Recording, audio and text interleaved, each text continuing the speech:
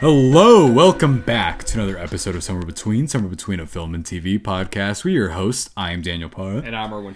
And number one, thank you so much for listening and watching. Number two, what are they going to do? They're going to like, comment, and subscribe. Please do.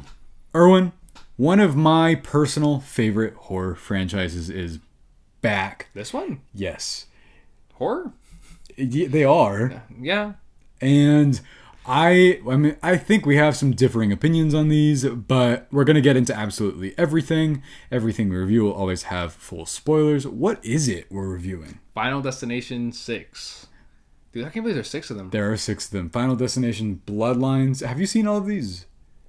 I have seen them, but I don't remember majority of them. I think I just remember more of like the deaths that happen, more so than just the movies themselves. Do you remember any of the, we'll go with deaths. Do you remember any of the ones that stood out to you the most in those? Yeah, for sure the roller coaster one. There was the one where the girl with the Olympic. That's in 5. Oh, okay. That's so I remember good. that it's one. So great. Yeah. I remember, of course, the log scene. Of course. The in tanning Final Destination bed. 2. That's in 3. Yeah, and I'm trying to think what else happens. There's this one. Oh, the airplane, of course. Yeah, which is, spoiler for 5, has one of the best twists in the franchise, where it turns out it's actually a prequel to the original the entire time, which is honestly insane that they pull it off. Yeah. If you go back. They did a good job. Yeah, because they hide the technology throughout it, which is why, for me personally, I grew up on this franchise. I saw the first one when I was 5 or 6. My God, you were so young. What? Why would your parents do that to you? Well, I think my sister let me watch it, and I was like, "That's crazy." This is real? I think that's the one with the floss thing that happens. I remember because some of the deaths are pretty simple because it's the first one, Yeah. When did that movie come out? I think in 1996. Okay. I want to double check that. Yeah. But actually, I'll do that while I ask you this. What is the new one, Final Destination Bloodlines, about? Bloodlines is about, so it's just the same concept again, where this one person gets a That's So Raven vision. That's actually exactly it. They do They're like, whoa! And all these people are supposed to die. 2000. Oh, 2000? And so all these people are supposed to die in this event, and it's like the Skyline event, like Sky Tower. It looks like the San Antonio needle. Dude, that whole scene. It reminded me of what's it called? The movie where the guy was airdropping. Drop? Yeah. From earlier this year? Yeah. Like the scenery. It did because it kind of reminded me of it. I think it's just that sort of high skyline. Yeah. Sort of viewpoint type of restaurant. Yeah. Probably charge you $100 for just going up the elevator. Yeah, and then an appetizer. Yeah. Yeah. But basically that happens, and so she has that vision, saves everybody was supposed to die from that event, and then decades later, this one, I guess her granddaughter. Is her granddaughter or great granddaughter? It is their granddaughter. Okay, her granddaughter. It takes place in the 60s, I believe. In the 60s? Oh, so it's been 40 years. Yeah. Okay, so it's early 2000s. At this point? Oh, it's probably 50 years then. Maybe. I want to double check that. I could be wrong, but it has an aesthetic for sure in it. So the granddaughter then goes, because they use iPhones, so it has to be, and it looks like one of the... Yeah. I'm probably wrong on that. It's probably a decade removed from that. So the granddaughter starts having these visions of how the grandma survived that event over and over again. And so eventually the granddaughter is like, I want to know what these visions are about. Goes to grandma. Grandma tries to explain about how she had That's a Raven vision. Yeah. And doesn't believe her. So she's seeing. She's like, okay, watch this. Takes 1 foot out the door. The way it happens is awesome. I love it because it happens so rapidly too. Yeah. Where she knows what she could do to have an event happen to her, and she did. Yeah. It's crazy. So my question to you, as a casual enjoyer of these, I would say so. Yeah. With this new one, did you love it? Did you hate it? Or are you somewhere between? I would say I loved it. Yeah? Yeah, I would lean more into that. So we're separate on this a little bit. Yes. Whenever we review a new Saw, that'll be a whole other thing. Yeah. But I think that my personal opinion on the Saw franchise and the Final Destination franchise is, for better or worse, they are the two most influential horror franchises from the early 2000s that came out when they did. And they're still out to this day. This one took a long break. Yeah. Honestly, probably for the better, because it left you sort of, when this new one was announced, you know the imagery. You know the way that these things play out. If you've seen even one of them. Oh, yeah, it's the same. When that teaser trailer happened, the one in the tattoo parlor, which isn't even a death, but it's one of the best set pieces in the movie, you almost instantly realize what's going on, because it sort of plays like Alamo Drafthouse even did this beforehand. They were showing a Tom and Jerry short. It plays. Yes. Oh my God. It reminded me of like just cartoonish. Exactly that, right? But these movies know that. At least the best ones do. My personal opinion is that I enjoy all of them to some degree. I love the first one. The second one's good enough. It's good. 3 is, for me, What do you remember from every movie you're mentioning? Like, what deaths do you remember? From all of them, so each and every single one, the whole trend on TikTok, the whole thing that's always the thing about these movies is they're going to leave you with a sort of thing that's like, I am scared of that now. Yeah. And it's always their goal to create this kind of practical object that you're sort of like, you see it and it instantly reminds you of Final Destination, which is why I say that these movies kind of, in their own sort of cultural way, are really significant, especially in the definitely horror. leaving you an impact. Yeah, exactly. But the first one, I remember it's very practical, but of course it's the plain one. The one where I could have sworn, I think this is what happens. There's a bathroom death in that happens with floss or something like that. What happens? I don't remember, because that's the one I've seen the least, I think. Yeah. But it has something to do with that. Somebody trips on something and then they choke and then... Yeah. Seems right. Yeah. I saw a TikTok about that where it's like, when you're in a Final Destination movie, it's like a stool and everybody keeps tripping on the stool and breaking their neck. It's really funny. But the second one, everyone knows it. It's even in the advertising for this movie that they're going around with log trucks and it says Final Destination Bloodlines. Yeah. And I love that. But the log one, the only one I remember from the second one, I'm not going to lie to you.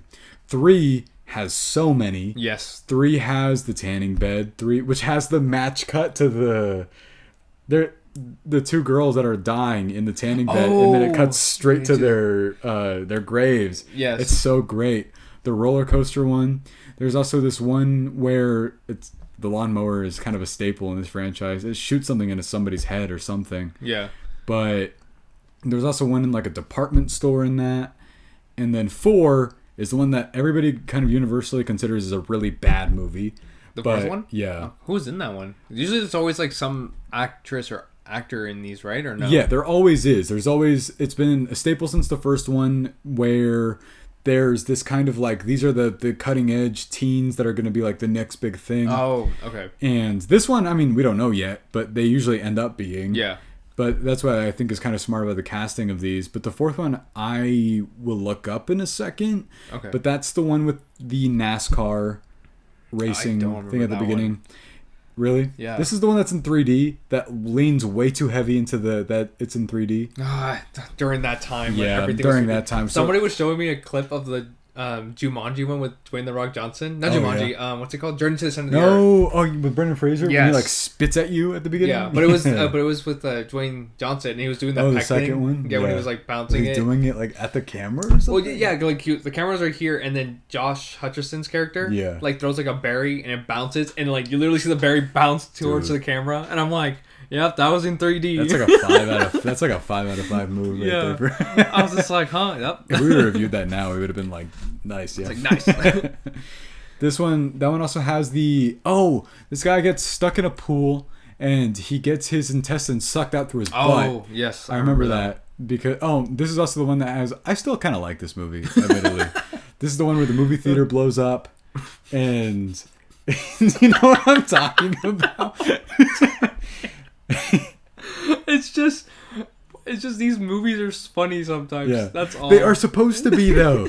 Like, they are genuinely, to me, I get anxiety when these movies are done. Because you start being freaked out by everything. I get anxiety the first scene. Yeah. Like the first scene where like a bunch of deaths are supposed to happen when it doesn't. Yeah. That's the first time and I think that's like the most I ever feel. And then every time, and throughout the whole movie, it's like now you're expecting it to happen. And most of the time the deaths, like, you know, like all these people are gonna die. Yeah. And so it just becomes very cartoonish in my eyes, at least. But at least it's fun. It's fun for me. The thing for me is that they play into their cartoony nature a lot. Yeah. They have to, or else you're going to be like, these movies are stupid. Yes. And they don't understand their like sort of self-awareness. Mm-hmm. But for me, I also kind of get attention out of the sort of what I think I take for granted is that I've seen these movies so many times that I know when the deaths happen. Yeah. But watching a new one for the first time in a theater, which is a crazy experience for me, is not knowing when the new deaths happen, which is why I was really hoping that trailer, which I only kind of saw, didn't show a whole lot, because that's part of it. The tension of what is it gonna be, where is that death gonna come from, and when. And I think of these movies, that's when they get really playful. That's when they get cartoony and kind of like they get to play around with that. But the fifth one has the LASIK eye surgery scene. Oh, yes. Yeah. They definitely get better, though. I mean, of course, like, during time, like, these movies get better looking, too, so... Well, that's the other thing, is they also have to think more and more about the deaths. Otherwise, you're going to, like, be underwhelmed if you go to one of these. And then that one... That's the one I remember the most. It has that bridge scene as well, where the bridge collapses at the beginning. And then I think this is the same one with the acupuncture massage. Oh, my God. Yeah, you're just reminding me of all these deaths now. Yeah. I definitely have to check these out again. Because I feel like if I watch them again, they'll definitely feel like a first-time experience. I'm like, what happens next? Yeah. My personal opinion, though, is the best ones are 3, 5, and now I have thought about this, and I want to make sure that I'm saying it, and I do firmly believe this, that this is the best one. I think wait. You're saying 3, 5, and then the 6 one? Yeah. Okay. I think that these are like the standouts, and I think... somehow, some way that this new one is actually the best of the franchise. Okay. But do you feel that way, or do you feel... I mean, I don't know, because I can't remember most of them. I would for sure say I do remember liking the third one a lot, because I feel like that one just stood out to me the most. That's also the one with Mary Elizabeth Winstead. I think maybe that's why. Yeah. And I was like, oh, maybe that's why. But I for sure the latest one, I still had fun with it. Yeah. That was pretty good. What did you like about it? What I liked about it was, I think it just brought me back into that world again. Yeah. And it never felt slow. I think that's what the great thing about this one, at least. It never felt slow. Yeah. Throughout every single scene. And it's short, too. It's like less than 2 hours. It's and an I think hour it was 50, I think. Yeah. And I think it works best in that. Just because if it dragged on, and like just kept like building characters up, too. Yeah. It would take away from like these movies as well, because at the end, like, we're there to see like these deaths happen, like what creative ways could happen as well. For me, as someone who's an avid fan, as an avid death counter, I'm like the what is that called? Not Final Destination, Bloody Disgusting. That's a magazine. The one that does all the kill counts and stuff. There's a account that does all the kill counts. It's like a YouTube account that does it. They get a lot of traction out of those Terrifier movies, that's for sure. Yeah, but this franchise as well, I know this just based off of my experience with, let's say, like, I know that horror movies, it's kind of funny. This is a weird compliment. This movie feels like the characters act and are dressed the same way that these movies would have been like in 2008, 2009. Oh, yeah.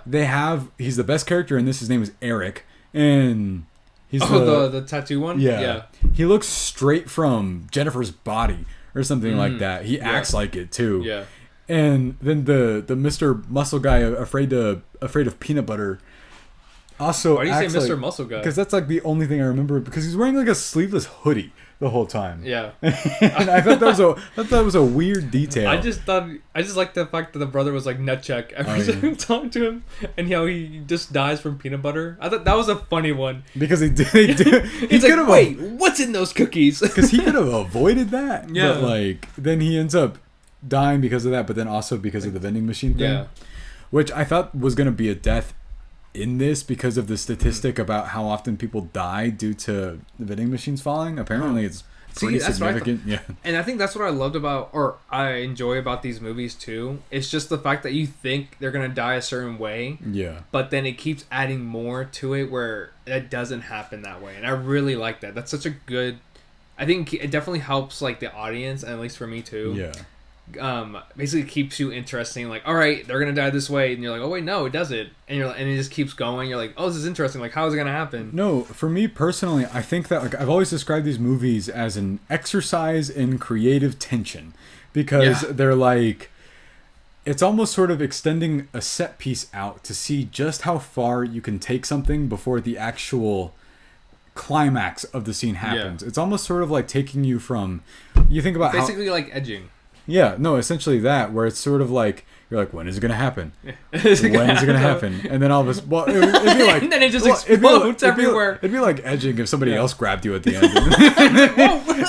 And then you're like, no! Wow! That's assisted help.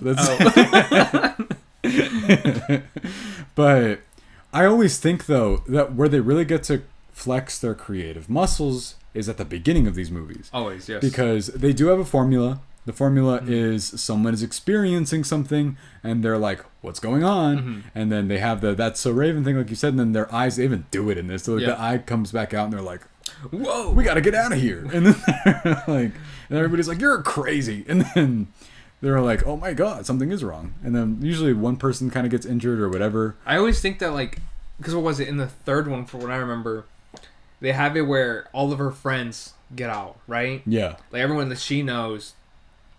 But there's still people on that roller coaster. Yeah. And those people die. And I thought that was going to happen where, like, she just gets certain people out and that was it. Or just, like, herself and, like, that's it. And everyone else would die. And I thought that was going to happen. No, I've paid attention to the formula for these movies. It does do something where it tweaks it just a little bit to where it is still somehow unpredictable. Yes. Because in this new one, the idea of bloodlines, at first you hear, and I feel like for me, you hear that the legacy sequel is called Final Destination Bloodlines. You're like, oh, great. You're like, it has one of those generic, like, Resident Evil Afterlife or whatever. Well, when I thought of Bloodlines, I thought of it was just going to be like, it would be somebody from these other previous movies that somehow are still alive and are like multiple people, and then somehow like they need to be killed off or something, but it was going to be connected more so in the other ones. They casually mentioned it. Yeah. Because like insane deaths that would happen, but I like the fact that it was like it's on its own. No, what's so great about this is because it literally cannot rely on fan service. You can't bring a character back from the dead because that betrays the entire core concept of this franchise in the first place. So like if Mary Elizabeth Winstead showed back up, you'd be like, that doesn't make sense. That doesn't make sense whatsoever. Yeah. And so like every single time, it always fakes me out. I don't know why that everybody dies at the end in like the final frame of the movie. Yeah. I think because they always get you at the end. It's like, oh, everying seems like everything's so great, dude. And then he's like, but when the what was it, like the son's date or whatever? Yeah. Like the father comes out saying like, you didn't die. He's like, I guess. I guess. I was just like, oh my God. I like how he's like, technically, you didn't die. But your heart had to stop. I think what's funny. But hey, you did save him, buddy. Yeah, I think what's funny about these movies though is that they like, I like that death kind of waits until somebody tells them. They're like, you didn't do that, and then he's like, finally. Oh. Waited like what, like a week? Yeah, basically. Like that's funny. A week seeing pretty much your entire family die. Yeah. And then you're still gonna go to prom? That's actually no, because like, what? Something that they do acknowledge in these movies, especially in this one, is they're like, you can't just have like traumatic things happen and then like keep moving on. Yeah. And then, I thought that was really funny because that always happens. There's a scene in this one though where they're at a funeral, one scene happens, and then they're back at another funeral, and it plays almost kind of like a joke. Because this movie seems to have a bit more of an aware sense of humor about itself. Yeah. I feel like we're at an era where people that grew up on specific franchises are making the franchises now. Yeah. And you can tell that there's a real love there, especially for this franchise. Oh, yeah. Where you were like, I feel like whoever pitched this one, they knew what they wanted. They were like, we have a story, and it's this. Yeah. Especially if it's a movie from a franchise. Like, there's clearly something that people love about these movies, and you should definitely continue like a certain type of like, I guess like plot line or even just like whatever formula that they have with these movies and just continue it because that's what people love. No, and for me, there's a lore breakdown in this movie. I don't know if you caught it, but I don't necessarily need death explained to me. I love that it's always something so great is even if they, let's say that death is a person or whatever, they kind of say that in this, but I think that they almost did. I feel like they almost did. And I thought they were going to do that too. That's why I thought it was like the guy going like, actually, you didn't die? Yeah. I thought I was like, they're going to reveal that when he's going to be dead. And he's like, you're about to take my daughter to prom. It's me. Yeah, and it's like huge ass train coming out of nowhere. I feel like the only reason they word it that way is because they understand that it's just a sort of manifestation. It's not actually a person. And the moment that they do that in this franchise, they make it an actual person, I will be very, very apprehensive because to me that betrays the whole concept of these movies in the first place.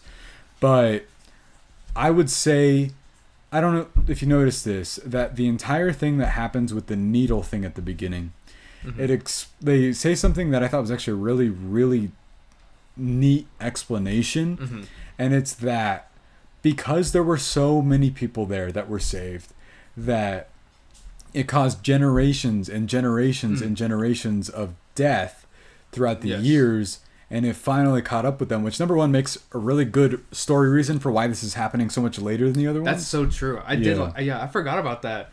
That was such a cool thing to add, and especially whenever she had the timeline. Too, and like these deaths all happened, and these people were there.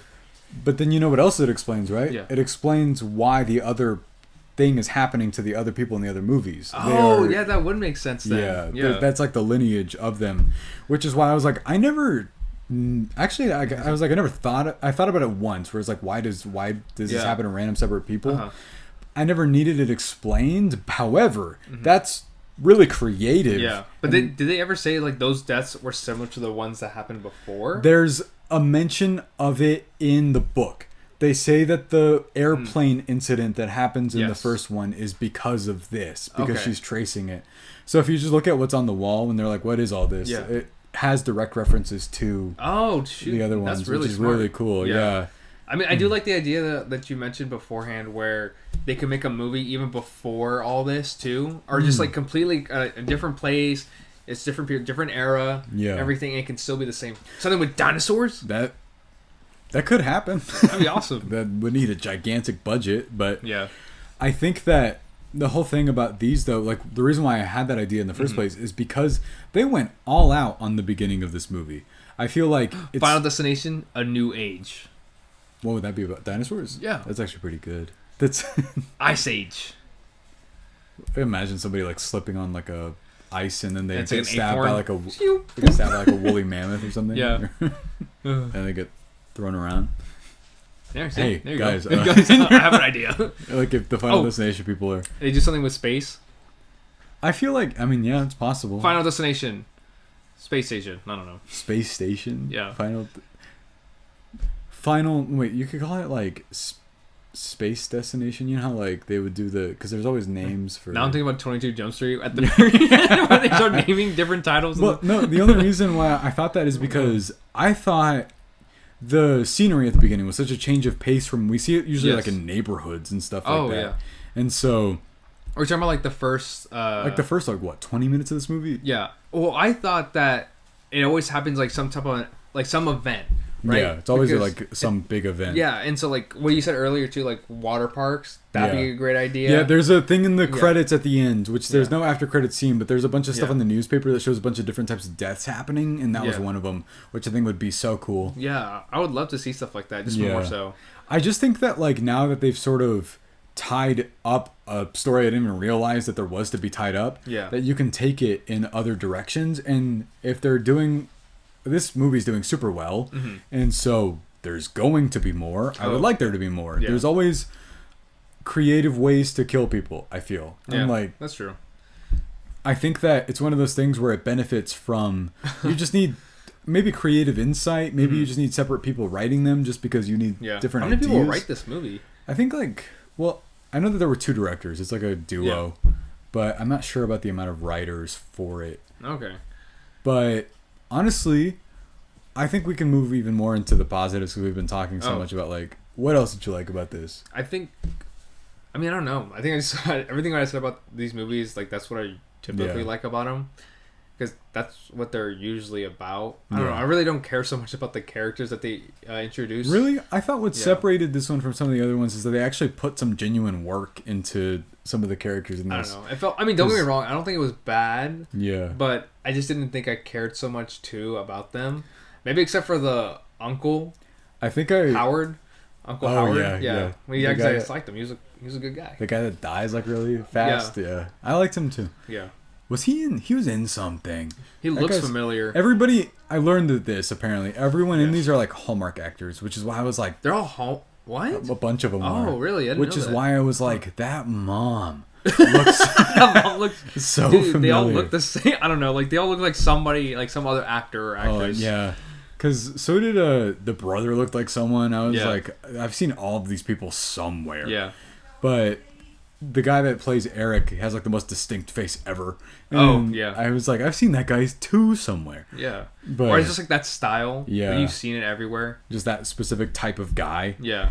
But I thought that what was the change of pace is instead of being friends, they were all family, which I thought added an additional kind of thing to this. Yeah. But honestly, we'll really zero into it. Like, what deaths in this stood out to you? Okay. I guess my favorite deaths in this one was probably the MRI one. That was the funny. 100%. The MRI one was funny, and I enjoyed that one. And then the death at the very end, where the train, the logs. Yeah, dude, it's just funny with the train. It's like it's in a neighborhood, and then you just see the train just coming out out of nowhere, and it just straight up reminded me of like Looney Tunes Boomerang type of stuff. Because it derails, yes, and then just in a neighborhood, you see a big train just coming at them, and they're running from it. Yeah, they're outpacing it for a second there. And I'm just like, what is happening? You can't outrun death, I guess, is like what they want. I've seen Puss in Boots. Oh yeah. No, he beats him. Yeah. My favorite. This is 100% gonna be a standout of the franchise. We made a joke video like on TikTok about this. That was talking about like how every single one of these kind of gives you a practical kind of like every single time you're going to think about whatever. Yeah. When it comes to Final Destination.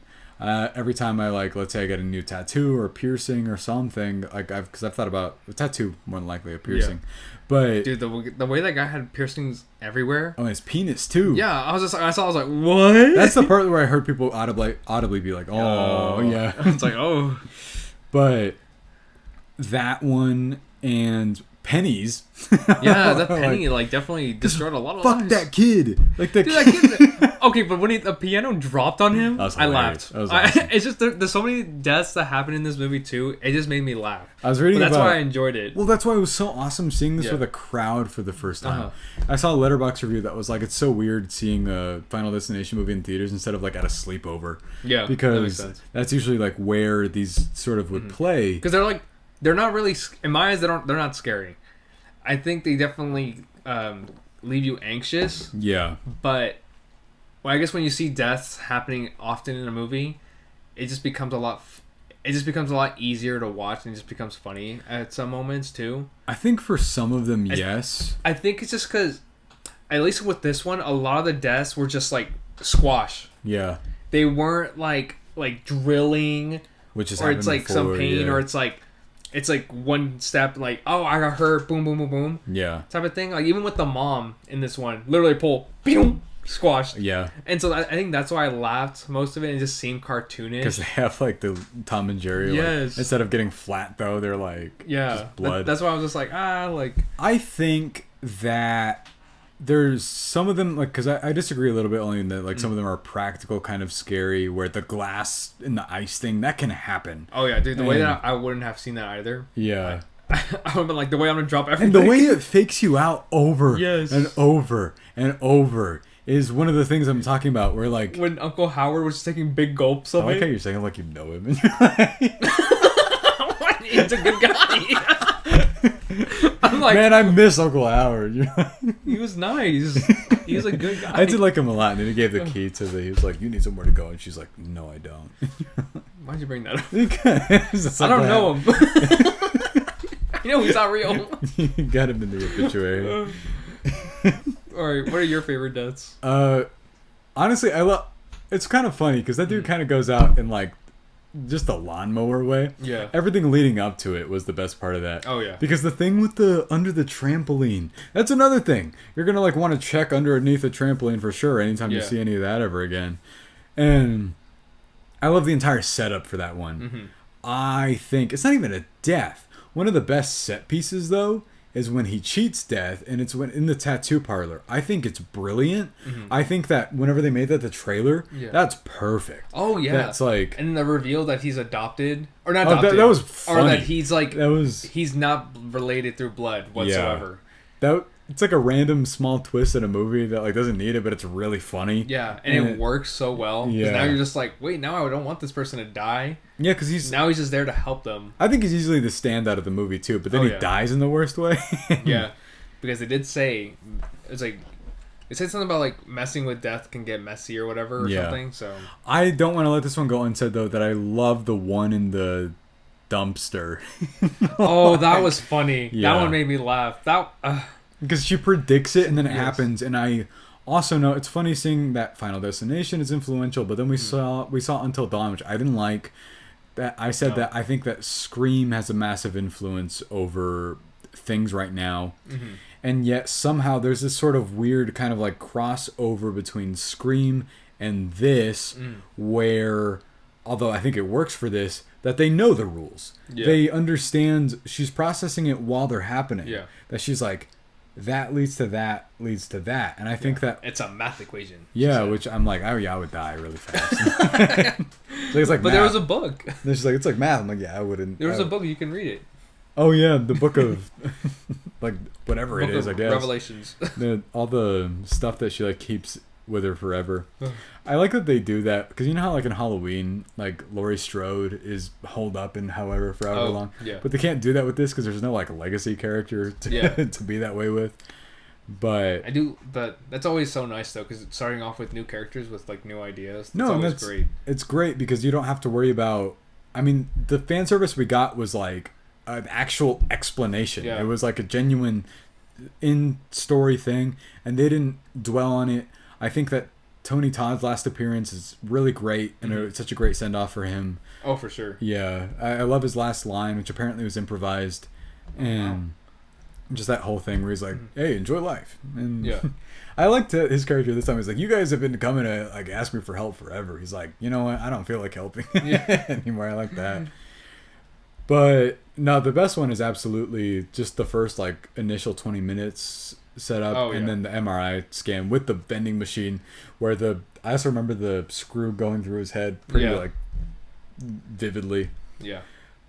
But I guess I gotta ask you, do you have any other, well, not positives, because I'm assuming that's it for you. Yeah, I guess any negatives? Do you have any negatives? I don't know. I feel like when the negatives, or at least with this franchise, because they all feel the same to me, just because once you've seen one of them, it kind of feels like you've seen all of them. Yeah. Regardless, and so with me, I just get really tiresome of seeing I guess knowing the fact that all these people die. Yeah. No matter what, but I think there's just ways where the deaths could be a little bit more creative too. That makes sense. I think it sucks because it's like when you get one death that's so great and like the other deaths just become so underwhelming sometimes too, and especially at the very end, just because I didn't think to see both of those characters die that way. I thought they would die some other type of way, but it's just with logs. Yeah, and I'm like, okay, and like the way that the logs just go boom. And just squash them. It's usually the staple of the franchise too. Not to excuse it, but like it's usually like the last one is always just so abrupt. Yeah. That I feel like it's the one that's thought about the least. Yeah. Because I'm pretty sure the 1 and 3 is also like that. There's one. It's the most anticlimactic of all of them for sure. Which one? Where they're like in a coffee shop and they all just like something runs into the coffee shop and they all die. Okay, I don't remember that. And that's how it ends. And it ends with like the X-rays of all of them in the credits, and you're like, I think that's 4. That's probably 4. Okay. How does the third one end? They're in a subway car. Okay. I remember that. And then I think another subway like comes at them. What about the second one? I really don't remember that one. Okay. What about the first one? I would have to look that one up too. Okay. Like, I would have to. The one that I remember like fondly because it's the one with the best ending is 5. Oh yeah. And I mean, I think I would have. How did they die in the 5th one? At the end? Oh no, not the main characters. I'm dumb. They die because of the plane. The airplane thing. Yeah. Okay, but yeah, I would have to watch them all again because I just don't remember. And what about you? Do you have any negatives? I do, and it's that I have one. But unfortunately, it's kind of a hindrance on the overall movie. The main actress is, not in terms of acting, is the weakest character out of all of them.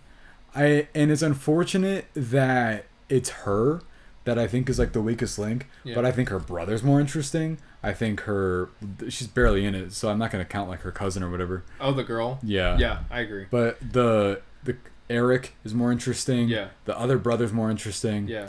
I feel like she's all right, but she's surrounded by a bunch of people that I'd rather see what they were doing than what she's up to. Yeah, I get that. Just because like they casually try to make her more interesting, but it already seemed like she herself seems like a perfect character. Yeah. Like if the deaths weren't happening. Yeah. And so like there wasn't anything where just like, because usually what people care a lot about too is when a character has like some sort of flaw with them. And a lot of the Final Destination ones, I guess it was the early 2000s, but a lot of them are like edgelord, like angsty teen. Yeah, but this one is like, I'm a perfect A student, but I'm like, I'm not passing college because it's so hard. Because I can't sleep. Yeah, it's just like, if you can't sleep, how are you not turning in your homework then? I'm sorry. Yeah, shouldn't you be doing it? Yeah, like that make it make sense.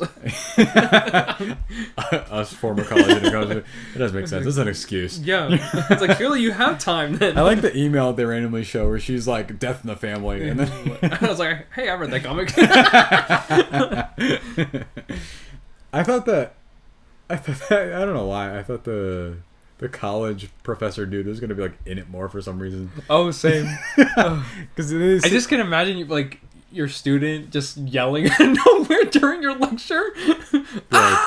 That I mean, I teach high school, so that kind of does just happen.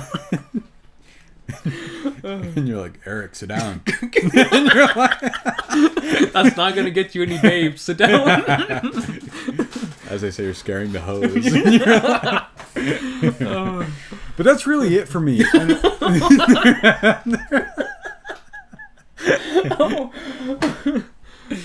That's my like one negative, I feel. Yeah. Oh, this is a positive. Sorry, I gotta mention it. Looks beautiful. Movie looks beautiful. Definitely the best looking one. Yeah, for absolutely. Sure. CG, everything. I understand that some of it's a little like goofy-ish looking, but I feel like they play into it. Yeah. But I thought that even like I really want to drive home that I think like the first 20 minutes of this are so well staged. Yes. I found it to be its own kind of like mini short film thing all on its own.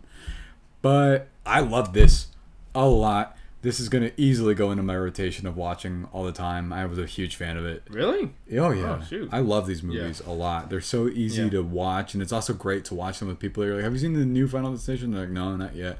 And then you show it to them. I would love to show these movies to people who haven't seen it. I got the luxury of doing that with Dakota and Aaron. Yeah. When I lived with them. Yeah. And that was great. Yeah. That's always fun to do. Yeah. But overall, what's your score? 4 out of 5. Yeah? Yeah. I'm very partial to this franchise, so if you're like wondering, I also think this is a great movie though. 4.5 out of 5. Dang! Yeah. Big fan. Big You hated fan. Thunderbolts. I give that same thing, I think. I was going to say 5 for a second. I give that a 4.5 out of 5. Yeah. I'll probably give it a 5. I kind of want to change my score for that, actually. That one's so good. We'll retroactively do that at some point. We'll have an end of year thing. Yeah, that's but true. What's up next? Dude, like 4 or 5 different things. Yeah, we got a whole lot for you. Lilo and Stitch, Mission Impossible, Friendship. Are we doing Last of Us? We'll see. Only because my internet went out. Okay. What about Andor? We'll also see about that. Oh, we'll see. We'll see what happens with the shows. We'll have to pace that. Pace that. We are trying to get TV. Are we doing Ironheart? Promise. Yeah, but that's not until later this year. It's Marvel. We literally have to. Yeah, but it's like 6 episodes only too. So. Oh, that's easy. Yeah. But yes, stay tuned for all of those things, and then I'm sure summer movie season starting with all of this. Yes. Going to be a huge deal this summer. I'm so excited. I'm so excited for Superman. I am unbelievably good things excited. about it. Yeah, that trailer. And James Gunn, we trust. The trailer alone got me so excited. So I was great. like, this is my Superman. Yeah. This looks so. I've heard it's amazing. Yeah. We're gonna review it next week or 2 weeks from now. I keep wanting to call it the sequel to Talk to Me. It's not. It's by the people that made Talk to Me. Oh, I saw the trailer. Yeah, Yes, that one looks great. Hell. Yeah. Yeah, I'm super excited. There's so much stuff coming out, and there's so much stuff I've heard is like Why really is always great. all the horror movies coming out now during the summer? I don't know. I guess because like you need the summer just, stuff. I guess I don't know. I guess people are just more available. I guess so. We'll see. We'll see. Also, guys, this is not a promotion, but I heard AMC is doing $5 now on Wednesdays. Wednesdays. So it's gonna be Tuesday and Wednesdays. Wednesdays now starting at like July something. Yeah, we're not sponsored. We're not sponsored by AMC. We're not, and that's why I'm about to complain about this. 35 minutes of trailers? Are you fucking kidding me? Stop minutes. it. Yeah. I didn't know that. It's been a minute since I've been at AMC. Yeah, I mean we live right by one. Yeah. 35 minutes. That's insane. That's crazy. And they play ads too. What? Why? They play ads. No, what if they start playing ads during your movie? There'll be a day. Dude, there'll be a day. Just to clarify, guys, if you want to click off the video now, you can. We're just ranting. Yes. But like, it drives me crazy is I had to pay an additional service for fucking. I guess they pieced together. You could put ads in the middle. I was watching something on HBO Max, Yes. and it had a fucking ad in the middle of the movie. It was The Game by David Fincher. Yeah. Great movie, by the way. I was watching it again, and then in the middle of it, it was like, "Do you need a new car?" And I was like, Yeah. "Are you serious?" Yeah. Makes sense. Hey, they went back from Max to HBO Max. I heard about that. Yeah, we need to do our. You know what, guys? Thank you so. Yes, thank you guys so much for listening and watching. You can find us on all the social media platforms. By the way, if you want to follow us on TikTok, watch our shorts, like it. Yeah, they're doing pretty well over there on TikTok at somewhere between film or pod. Somewhere between pod. Somewhere between film is our Instagram. Yes. And again, what are they gonna do? They're going to like, comment, and subscribe. Thank you so much, guys, for listening and watching. We will see you next time.